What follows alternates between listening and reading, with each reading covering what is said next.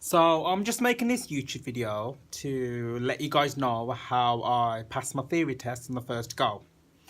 So my theory test was today at 10:30 in the morning. I revised for 1 week before I decided to take my theory test. It was like a week period or 5 days, 6 days, but I'll just call it a week to do my revision. I downloaded some apps. I'll put it down in the description.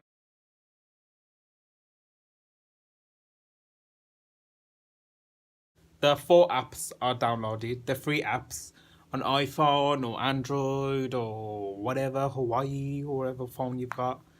And yeah, so this is the apps I used. And I'll work through them every single day. I work through them in the morning and work through them at night. Like an hour in the morning and like an hour and a half, maybe 2 hours at night.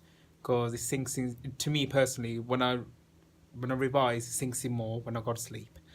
The things I wasn't unsure about, I'm like, oh, I didn't know that. I used to get a notepad and pen and just write it down, because writing it down, believe me, guys, writing it down really does help, because you see that image in your head and you're like, oh yeah, I wrote this down, I'll remember it.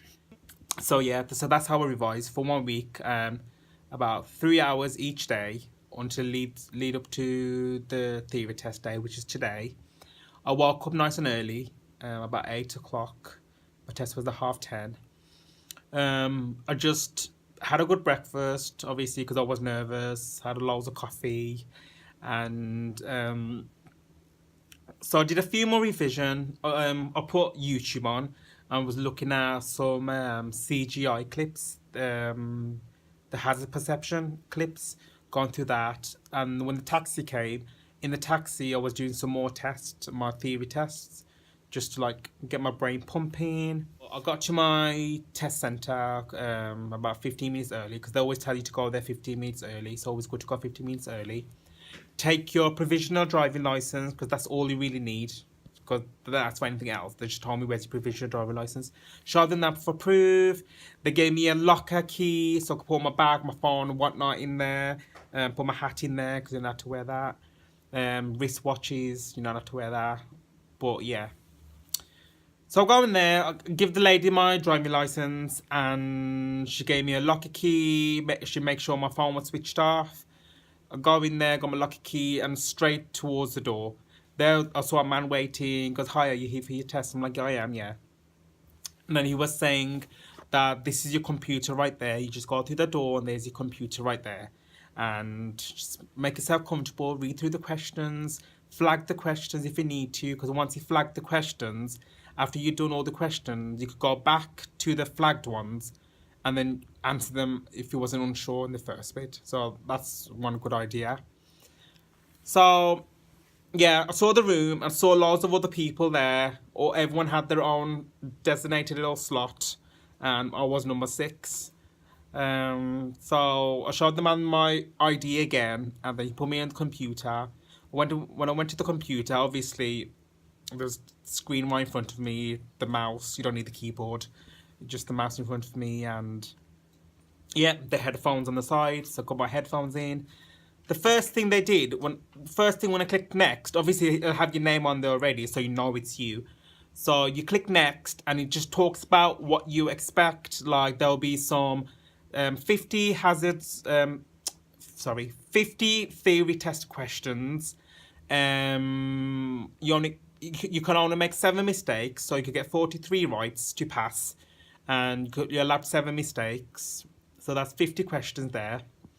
You get 1 case study. Case study is where after you do 50 questions, or actually it wasn't 50, I was around about 47. Then you get this, like the screen goes in half. On this side is a little paragraph of, don't know, some Joe blog. All these paragraphs there, and then the questions there to answer off there. So it's like bouncing off.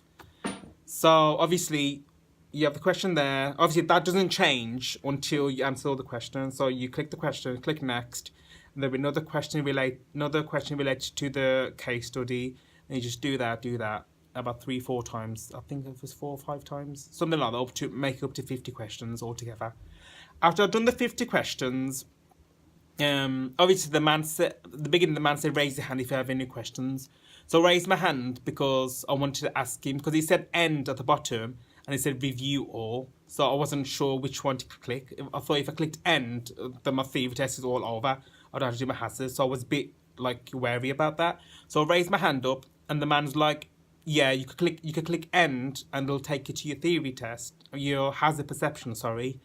Or you can click review all to go through all your questions again, because you got plenty of times. Remember, you got plenty of time, guys. Don't rush. Read the question again. Read the question twice and make sure you read where it says mark one answer or mark two answers. But don't worry, if you marked one answer and it's supposed to be two, a little box will pop up and say you have to mark two answers. So don't worry about that. So it will tell you, oh, there's two answers, if you, in case you just click next without reading the thing. So don't worry about that. So that's one stress out the way. Because I was worried about that. Like, what if it says two answers and I click one? Oh shit, what am I going to do? But it does come a little box saying, oh, yeah, you have to pick another answer as well. So anyway, back to when I raised my hand. So the man came and he said, click N to go to your next section of the hazard perception, or click review all to go through all your questions again. Obviously your answers, just to go through them again, see if you make sure you put the answer you wanted. So I'll click review again because I have plenty of time anyway, because it's like an hour. It's an hour to do everything and there's plenty of time. Yeah, went through all the questions again, make sure I put the answer that I wanted, read them again and again. And after I was happy going through all the questions again and going through the case study, the bit at the end, I clicked end. And after I clicked end, obviously it's a loading, and blue screen comes up loading. And then at first, it will show you an example of what you expect in your hazard perception video clips. So the first shows an example. You just sit back and relax and just go through the example. And it's like showing you, oh, here bike comes here. This would be where you click it. If you want to get 5 points, click it there. If you want to get 1 point, if you have to click it late. It's like, you know, always aim for the 5 points. The quicker you see the hazard, just click that motherfucker. So yeah, after I seen all that, it said, do not watch it again or do you want to continue? So I clicked continue, and obviously there's 14 clips in the hazard perception. One of the clips from the 14 has 2 hazards. So just watch out for that. So there's 14 clips. One of them has 2 hazards. And that's out of 75 marks. You could get 44 out of 75 to get that pass mark. Yeah, after I continue, it was like 10, 9, 8, giving a little countdown to prepare yourself to look at the TV. After the countdown, so you look at the hazards. Some of the video clips got CGI, that means computer generated icon, I think it stands for that. But they're computerized, so you know you get those fake people walking and fake people crossing the road. So before each one, you always have like a 8, 7, 6. You have a little countdown before you start. So the first clip, I'm like, okay, this is cool. And what you have to look out for in the hazards, yeah, because I didn't revise my hazards as much as I did my questions. In the hazards, what you look out for is oncoming traffic from the left. That's all I remember. Oncoming traffic from the left, bikes, bicycles, pedestrians, obviously pedestrian in school areas, a developing hazard.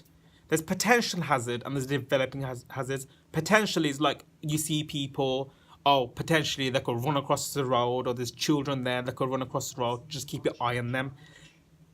Developing hazards are the ones that are actually happening and will cause you to change your speed or brake. Click what makes you stop or change direction. Just click it. But don't keep clicking it like because you lose point if you click it like that. So yeah, it's quite straightforward. You answer the questions best of your knowledge. If you revise, believe me, you'll be going through the question like this because you know it. What does this sign mean?